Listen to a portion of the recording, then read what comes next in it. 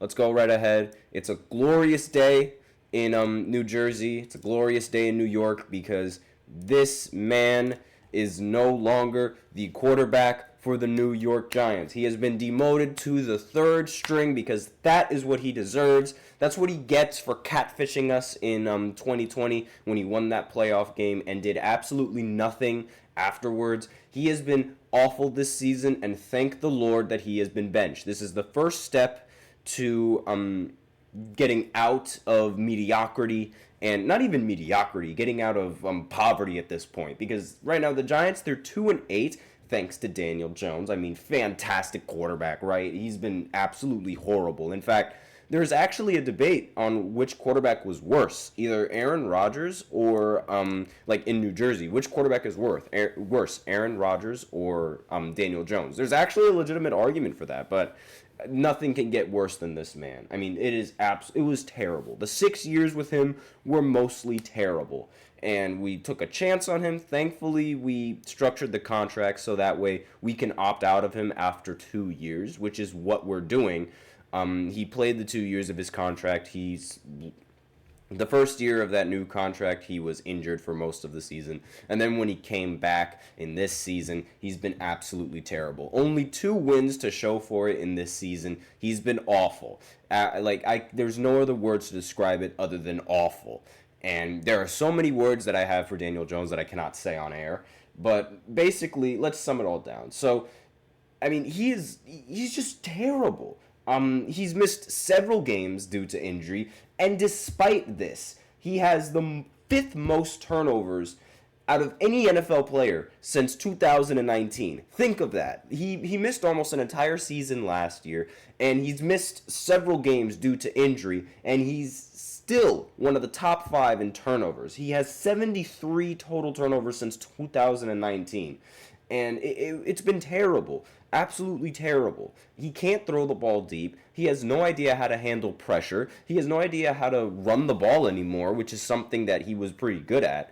And most of the time in Giants games, the less he threw the ball, the better, which is a big reason why the Giants ended up making the playoffs and winning a playoff game in 2022, because Daniel Jones did not need to throw the ball nearly as much as he needs to do now.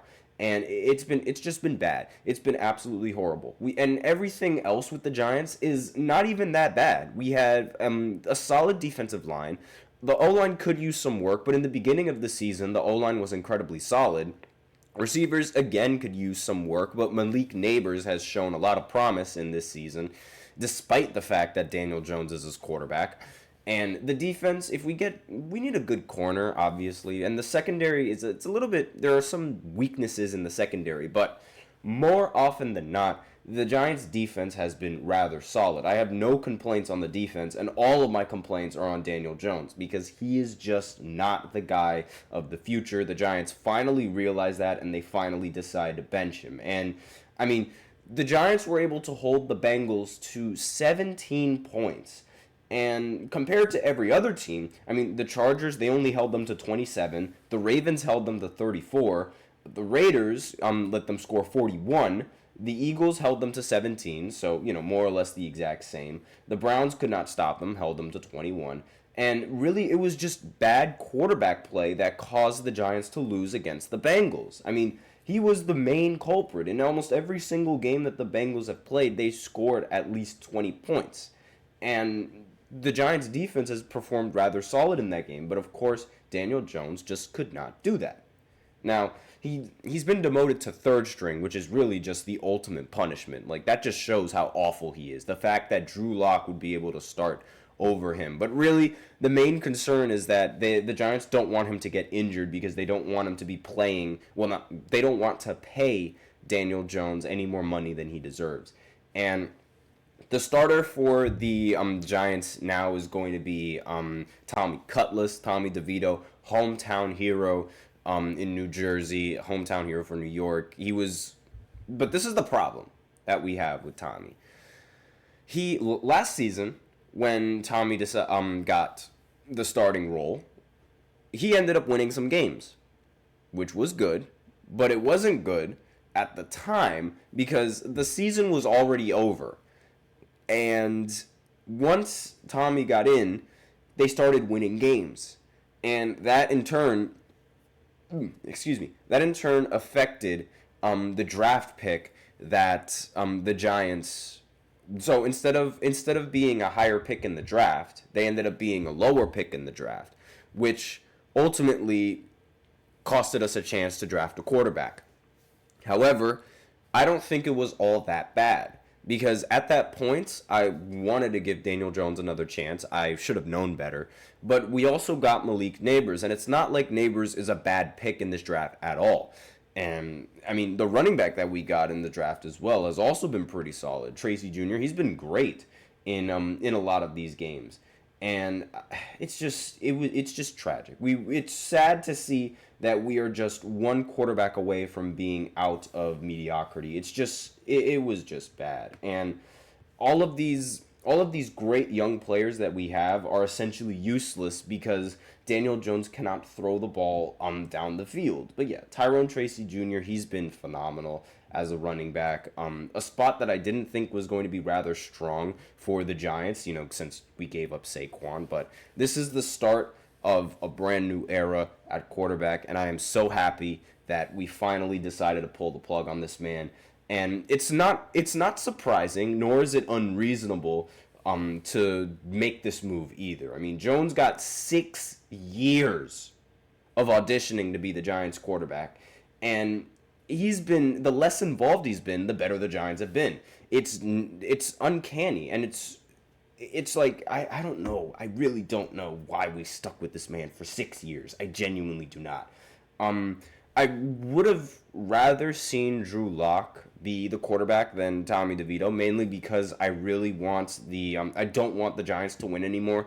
The season is over, so I would much rather get a higher pick in this draft and get a quarterback. Just anything other than Daniel Jones at quarterback for another year. Just anything, please. That's all that I want, and this seems to be the best chance that we're going to get because this quarterback in the draft could be the future of the franchise. And I want him gone. I want him discarded. I want him gone completely, please. But Drew Lock conceivably offered more upside than Jones, and as a majority of the signings do and a majority of the quarterbacks do. But this begs for another question. Why did we get to this point? Why did it take the Giants more than a half decade to reach this conclusion? Why did it take almost 3 years to reach this conclusion? And I don't know. I mean, he did catfish us with that one playoff win, so that might have been the reason. But a big reason was that Eli Manning was like, he really wanted us to draft this guy, and it was just a really, really big disappointment. And he may not have properly elevated the Giants and in these games, but like the staff, like there's a growing argument that the staff and the GMs, they didn't really give him the pieces that he needed to be successful, and that's really like the biggest defense for Daniel Jones every single time. But the reality is that despite any of that, Daniel Jones just did not change anything in the game. I mean, I was done with him after week 1 of this season. And ever since then, he's constantly overthrown receivers more than 20 yards. He has the worst passer rating of any quarterback that throws more than 20 yards. Last time I checked the passer rating for Daniel Jones when he throws more than 20 yards, I believe my sister is older than that passer rating. It was 16.5. It was absolutely awful. And it was just tragic. But now, this is a clean slate. I want the Giants to win games, of course, but I also don't want them to win games because this could cost us a pick in the draft. And depending on how, right now, it doesn't really seem like we're going to have the number 1 pick in the draft as of yet because, the Jacksonville Jaguars, they've been worse than us. For as bad as the Giants have been, they've been just as bad. The Jaguars are 2-9, and not only that, the Browns are also 2-8. So tied with the Giants and having a really bad record. There are a lot of teams that are really incompetent. The Raiders are also 2-8, and if Tommy DeVito, if he ends up winning some games, this could really, really affect our draft positioning. Not only that, the Titans, they're also 2-8. And so there are a lot of teams that only have 2 wins or barely have more than 2 wins. The Patriots, they're 3-8. And over in the AFC East, the Jets are 3-8. And it's like all of these teams, they're going to have a chance of being able to draft really high in this upcoming draft. And they could potentially take some of the quarterbacks that the Giants are looking to draft. I know that the GM, he recently went to a Colorado game, so it seems like he wants to gravitate towards drafting Shedeur Sanders, but I don't think that's really going to happen, mainly because Coach Prime, he did say he was going to intervene on some of these on some of the teams. Like, if he doesn't really like the team that's trying to draft one of his players, whether it be Travis Hunter or whether it be Shedeur Sanders, then he might intervene and just say, no, you're not going to draft them or something like that. I mean, he has a lot of influence, so I have no idea exactly what the situation is going to be with that. And it seems like Shedeur really wants to go to the Raiders, and like it seems like the Raiders really want him in return. I don't blame them, but I don't know how I feel about drafting Shedeur. But that's all that I have to say in this not this final segment, but in this second segment. Thank the Lord. Thank you that Daniel Jones is no longer going to be a quarterback. I am so happy. I cannot contain myself. Like I said, I ran laps around this room when I found the news, because now we don't have to worry about watching him play every single snap on every single given Sunday, or whichever primetime game that he's been a part of. I think he's only won like 2 primetime games. Like, just awful. But in this third segment, we're going to go ahead and go into Josh Allen and his MVP case, because the Bills recently beat the undefeated Chiefs, and we're going to go ahead and talk about that game because I did watch it right after this short break, so be sure to stay tuned. Looking for your daily fix of sports talk without having to pay for it? GSMC Sports Network is available on YouTube. Just search GSMC Sports Network. Get your fix of daily sports talk shows on YouTube, absolutely free. NFL, college football, NBA, MLB, MMA, UFC, fantasy football, and so much more. GSMC Sports Network has shows running all day long, with new sports shows starting every 2 hours. Just like on your favorite cable sports channel, except GSMC Sports Network is absolutely free. Just search GSMC Sports Network on YouTube to catch one of your new favorite shows, like the GSMC College Football Podcast, Chip Shot Football Podcast, Hoops and Heels Women's Sports Podcast, GSMC Basketball Podcast, and so many more. Check it out for yourself. GSMC Sports Network, now available on YouTube absolutely free. Search GSMC Sports Network on YouTube right now.